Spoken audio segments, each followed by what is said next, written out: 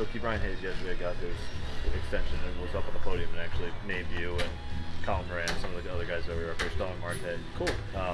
Just saying like how much you guys helped him in terms of leaders when he came up and that he thanked you. Like, what does that kind of thing mean to you to hear from obviously a young guy that you got to know a little bit when you were here?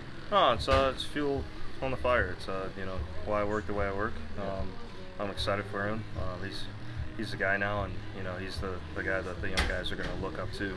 So hopefully there's more stories like that in the future for him. Definitely pumped for his future. Yeah. Did you see the news like whenever it broke yesterday, and what was your reaction? Yeah, I mean, I thought I saw it like 4 or 5 days ago. Yeah, when it was like opening day. But yeah, I was definitely pumped for him. Definitely excited.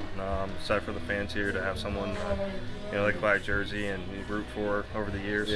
So we'll definitely see what happens, but I can't count out the player. I know he's a phenomenal athlete, both sides of the ball. He can really do damage, so definitely excited to watch him grow here. Is it somewhat strange to look at the way that team is currently constituted now and just say like Brian's kind of one of the elder statesmen over there, like him and Brian and some of those guys, like obviously there's just been so much turnover. Yeah, I really haven't looked at their lineup like through and through, right. But I know that they went out and signed Quintana to kind of bolster that rotation, be that veteran presence. But that's in regards to like the homegrown talent. You still got Newman, you still got Reynolds and Cabrine there. So still got some homegrown guys, guys that went throughout the minor leagues and worked their way up through the system. So it's definitely different than when I was there, when I got called up. But it's kind of just been how it's been. Is it still when you come back here? Is there still a certain charm? I don't know or is it kind of like with time it's become less like I don't know, cool or important or whatever? No, it's definitely still cool. Last year I'd say it kind of still felt like home when I came back. This year it feels more like a memory. A lot has changed in the strip district. I was a part of the whole construction over the years, but now seeing most of that stuff is completed, it's kind of definitely different. But yeah, I'm definitely pumped to be back. Yeah, and then wanted to ask about Brian Reynolds too. Obviously a great player. He signed a deal today too, just to take care of some of the arbitration years. But for him to get paid finally, maybe what he was always kind of worth. Like I don't know, what does that say to you? Yeah, I mean, I feel like Reynolds is going to be one of those guys that whenever he makes it to the free agent market, he's going to get really broken off. But to have that security and know that the team has faith in you and wants you to be there. It does a lot for a player. So I'm sure that, sky's the limit for that guy, but now he has that, almost security for him and his family that he can just go out and play. He was obviously a guy who, that COVID year, the shortened season, it was a struggle for a lot of guys offensively, but to see him bounce back and really take off since then, I mean, I assume that it's something that doesn't surprise you at all. But. No, not at all. I mean, I'm watching him in 19. He was unbelievable. He hit behind me for a stretch, that I was actually playing really well. So definitely thankful for him being that protection for me. And I'm pumped. 2020 was almost an outlier. And he came back last year and he was up there with MVP, discussions at the end of the year, which is awesome for him. And I'm sure that's going to be the case for the rest of his career. So definitely pumped for him and to see what happens next for him. Do you I don't know, like you mentioned the fans earlier, that they can kind of glom onto Keith Bryant now that he's signed the long-term deal.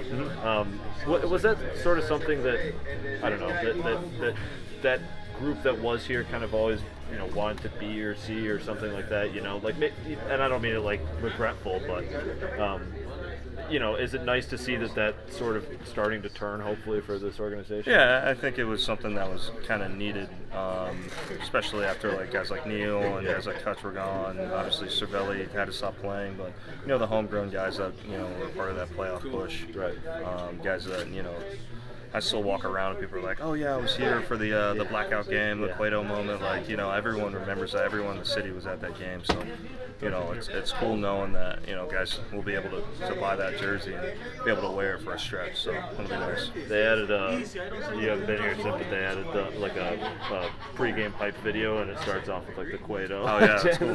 No one can get rid of that. All right, thanks, man. Appreciate it. Josh, how do you kind of sum up your time in Pittsburgh? Like, do you feel like regretful? Do you feel how do you kind of feel, I guess, coming back here about your time in Pittsburgh and just your development as a young major leaguer? No, I mean everything for a reason. I feel like they took a gamble on a guy out of Texas. Drafted me, paid me a ton of cash to come play ball, and worked my way up through the minor leagues. Had an awesome stretch. My first weekend up here, and that's something I'll never forget. And then it was kind of a roller coaster ride, lots of ups, lots of downs here from that point on. But definitely no regrets. Definitely happy to be where I'm right now with the Nats, and for all the experiences and all the learning moments I had with the Pirates. Yeah, you went through a lot of that learning at the major league level. You got those opportunities as a young guy. How do you feel like that set you up for what you've been doing recently? No, yeah, I feel like it's all part of it. It's all part of the story. I had to know that I needed to get work in on both sides of the ball for me to be able to grow, and I had to grind through some moments, had to shower some games off and then go home and try to get better the next day or over the off season and whatnot. But I'm definitely proud of who I was as a Pirate, and I'm definitely thankful for Neil and the guys for taking that gamble on me 11 years ago now. So yeah, what do you feel like's been going right for you so far this year? I'm just short. I'm feeling really short and come back to the ball. And being on time for fastball, that's where I need to be. I'm not trying to do too much. I'm just trying to square the ball up, be more of a ball striker than a home run hitter. So if I can stay there, I know I'm going to continue to put balls on the line, put balls in play, and that's when good things happen.